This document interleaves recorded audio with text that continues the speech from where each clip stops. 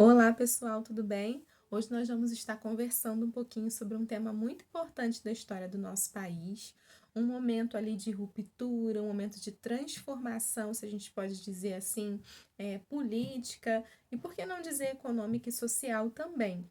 Esse período que nós vamos conversar hoje é a Era Vargas. E eu queria estar falando um pouquinho com vocês o porquê ela começou, né? Se a gente pode dizer assim. Quais foram os processos que levaram, né, ao poder a figura e a pessoa de Getúlio Vargas? Para a gente entender o início da Era Vargas, como ela começou, que é então o tema proposto, né, para a nossa conversa de hoje, nós precisamos entender, voltar um pouquinho na história, entender como estava funcionando a política brasileira. Nós tínhamos no Brasil a chamada República das Oligarquias ou República do Café com Leite. Por que República do Café com Leite? Nós tínhamos dois estados que basicamente, né, que encabeçavam e que controlavam o governo brasileiro, se a gente pode dizer assim, encabeçavam ali quem seria, né, o processo eleitoral para colocar no poder o presidente da República. Então, como que funcionava? Ora, São Paulo deveria indicar alguém para ocupar o cargo de presidente da República, ora, Minas Gerais. E é até por isso, né, o apelido Café com Leite, o café representando São Paulo e o leite representando Minas Gerais. E as oligarquias, porque eram os estados, né, que concentravam esse poder, né, esse poder de estar ali indicando quem seria a pessoa que ocuparia o cargo da presidência do Brasil.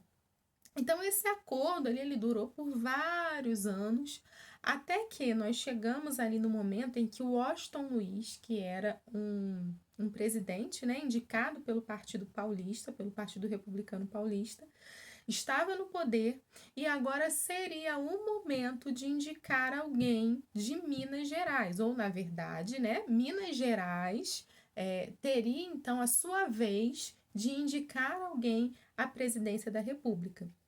E nós vamos ver que não é o que acontece. Minas Gerais já estava esperando, né, o seu momento ali de indicar o seu candidato, quando então Washington Luiz, o Partido Republicano Paulista, indica um outro paulista para o cargo da presidência, Júlio Prestes. Eu vou resumir bastante aqui esse pedacinho para vocês. Eu costumo brincar que é uma fofoca histórica, mas para vocês entenderem aí o processo que vai levar Getúlio Vargas ao poder. Tá? Então, quando Washington Luiz indica Júlio Prestes, a gente entende que houve um rompimento, né? Uma ruptura com Minas Gerais. Afinal de contas, o acordo deveria ser mantido e agora era a vez, então, de Minas indicar aquela pessoa que ocuparia o cargo de presidente, perdão, da República. É importante a gente só pensar, gente, que não significa que era sempre um paulista ou um mineiro que assumia o cargo. O que a gente precisa entender é que esses dois partidos, o Partido Republicano Paulista e o Partido Republicano Mineiro, os estados de São Paulo e Minas Gerais, eram aqueles que indicavam alguém para ser o presidente. Não necessariamente seria um mineiro ou um paulista, mas era alguém indicado por esses partidos, ok? Então, o que vai acontecer, gente? Minas, logicamente, vai ficar insatisfeito com São Paulo, né? O estado de Minas fica muito insatisfeito com São Paulo e se une a dois outros estados que já carregavam em si uma insatisfação com essa política. Afinal de contas, quando a gente fala numa oligarquia, a gente fala de dois estados que acabavam controlando ali a política do Brasil, que era São Paulo e Minas.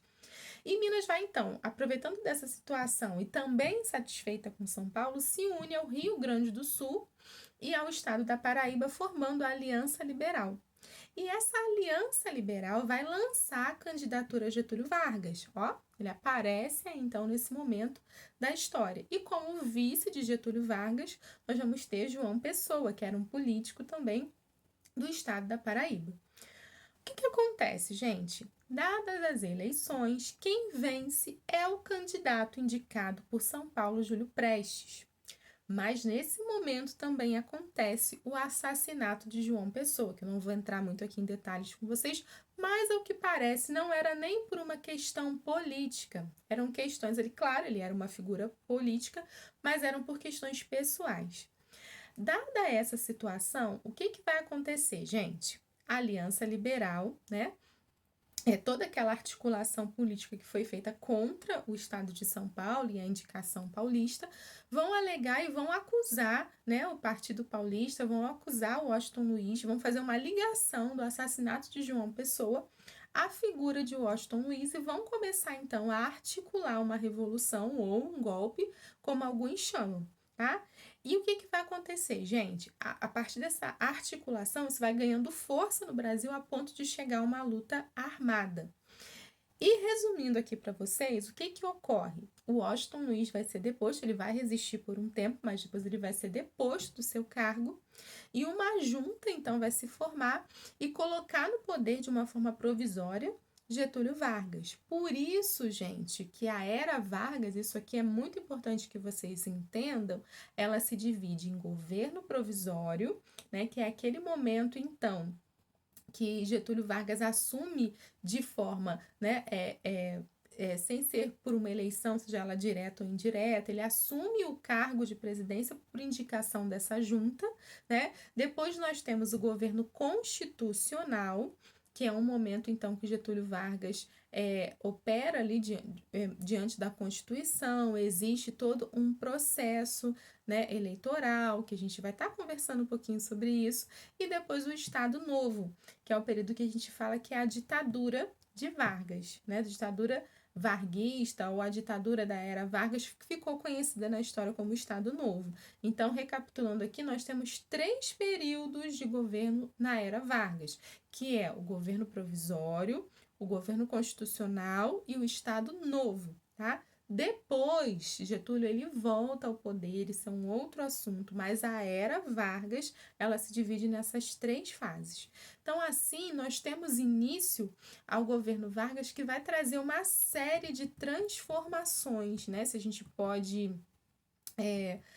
falar assim para a política do nosso país. E a primeira delas é o rompimento com a política do café com leite, né? A Revolução ou o golpe de 1930, e aí eu costumo até falar um pouquinho aqui sobre os dois, né? Um golpe porque tira alguém do poder, né? Alguém que ou impede, né, que Júlio Prestes, que tinha sido eleito, a gente não vai discutir aqui as vias, né, que ele havia sido eleito, mas ele tinha sido eleito, tira essa pessoa, impede que essa pessoa assuma o poder, então a gente pode tratar como golpe nesse sentido, tá? Mas eu não estou dizendo aqui, eu estou fazendo a gente refletir, conversar um pouquinho, mas também eu entendo como uma revolução, e a gente pode entender, melhor dizendo, como uma revolução, no sentido de que traz essa ruptura, no sentido de que traz essa mudança no cenário político, né? Então a gente tem ali o rompimento com a política do café com leite, o fim do voto de cabresto. Nós vamos ter, que é um assunto muito bacana para a gente trabalhar aqui também,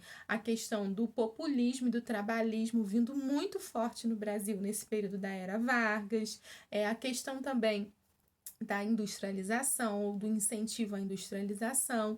Então, é um momento de mudanças políticas, econômicas e sociais no Brasil, o período, então, que Vargas entra no poder, tá? Então, gente, para finalizar aqui o nosso bate-papo, nós vamos ter, então, é necessário que vocês compreendam como era a política, né, do nosso país, lembrar aí da política do café com leite, lembrar os motivos que fizeram com que Minas e São Paulo rompesse, né, a sua relação aí, e como Vargas chega ao poder, né, que é exatamente por conta desse rompimento entre Minas e São Paulo, e também a insatisfação que já havia desses outros estados, né, que não tinham tanta voz assim na política brasileira.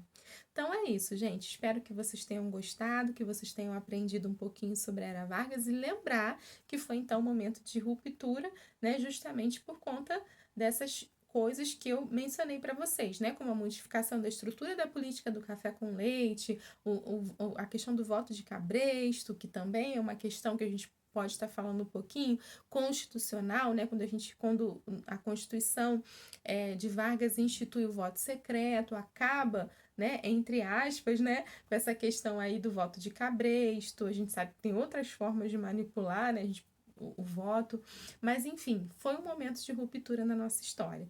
Então, um beijo, até o próximo vídeo, fique com Deus, tchau!